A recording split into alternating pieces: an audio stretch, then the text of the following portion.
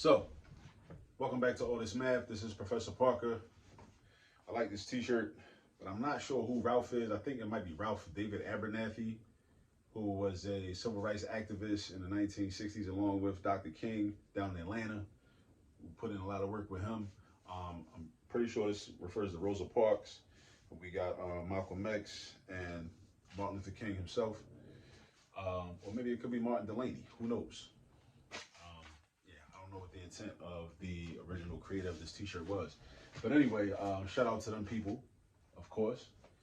But we go out to do some factoring. So factoring, and the reason I want to do this problem is because I kind of wanted to talk about a concept of how algebra is relevant to our daily lives and our everyday life, especially in terms of what we consider problems in our community, problems in our larger society. Oftentimes when there's a problem, we identify the problem, seldom is there ever just one cause of that problem or one contributing factor to that problem. However, in a lot of conversations that we have, often, you'll find people responding to your identifying one problem as if you are claiming that that is the only and sole contributing factor to that problem. And usually there are multiple contributing factors. If we talk about let's name a problem. Let's name math deficiency among young African American students. And somebody names mainstream media and specifically commercial rap music as a contributing factor. And then people jump up and be like, oh, you can't blame rappers. You can't blame rappers. Like, because they want to defend rappers. They want to defend commercial rappers. But we can agree that there are many contributing factors. And that may be a contributing factor if the child consistently is distracted by information, propaganda that actually makes them more anti-intellectual, actually influence them to take less interest in formal education and formal academic processes, right? That's a contributing factor. People act as if there aren't any other factors. Of course, it could be poor parenting. It could be parents that have never been developed and trained how to parent properly. There could be government policy, right? There could be poorly trained teachers that aren't as effective because they didn't go to proper teacher training programs, or teachers that are just young and just haven't had enough experience to really learn how to teach math in proper ways. Or maybe you got a school district that just bought a brand new curriculum and just didn't really train their teachers in that curriculum. So all of these could be factors. All of these could be factors, right? And I'm gonna show you. So look at this, 10x squared plus 15x minus 10. So if we factor this expression, right, let's imagine this was a problem, right? So we factor this. We first look for a greatest common factor. What's the greatest common factor of these three terms? Greatest common factor of these three terms is the number 5. 5 is a factor of 10. 5 is a factor of 15. 5 is a factor of negative 10. So what we're going to say 5 is our greatest common factor. So you write the term 5 outside here, and you do parentheses, boom. And then we're going to divide each of these terms by 5. Each of these terms by 5. 10x squared divided by 5 is 2x squared. 15x divided by 5 is 3x. Negative 10 divided by 5 is negative 2. So now we have this. We got one factor, and we got another factor. This factor is a trinomial. 1, 2, 3. 1, 2, 3. That's why we call it a trinomial. It can be broken down. Bring the 5 down. Now we're going to break this down into two binomials. So how do I do that? Well, the way I do it is I factor this 2x squared. So I'm going to break that down into 2x and x, because 2x times x equals 2x squared. 2x times x equals 2x squared. And then I do two factors of negative 2.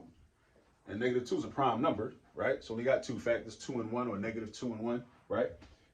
That are going to complete this, that are going to satisfy this like kind of foil puzzle, you know, first outer and the last puzzle. So what I'm going to do is I'm going to put a positive 2 right here, and I'm going to put a negative 1 right here, because if I use the FOIL method, 2x times x gives me the 2x squared, right? 2x times 2 gives me positive 4x. Negative 1 times x gives me negative x, and 4x minus x gives me 3x. 4x minus x gives me 3x, and that's what I got right there. So multiplying the outer terms and the inner terms and putting them together, those products together, gives me the middle term. And then we got negative 1 times 2, which is negative 2. Negative 1 times 2, which is negative 2. So these two binomials are the factored form of this trinomial. So now look what we have here. We got one factor, this binomial right here. We got two factors. this binomial right here. We got 3 factors. So we started out with this problem, or this expression, and we broke it down into 3 parts. 1, 2, 3. 3 factors. So this is when the math gets real.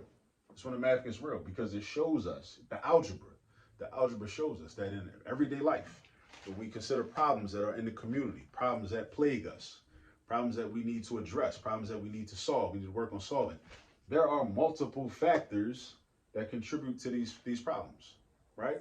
So when somebody's talking and they're like, yo, this is one of the issues. This is an issue. We got to address this issue. We shouldn't be looking at it like, oh, that's because a lot of times people will try to argue with you as if you're saying that that's the only factor, or that's the only cause, or that's the only root cause. No, oftentimes there are many factors, and sometimes it could be more than 3 factors. It could be 7 or 8 factors.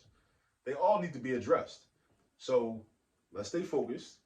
Let's refine our analysis, right? And understand that when we speak about problems have multiple factors, all right? Just like in algebra, and this is how math is real, and this is why people should understand math, because when people ask that question, when am I going to use this in life?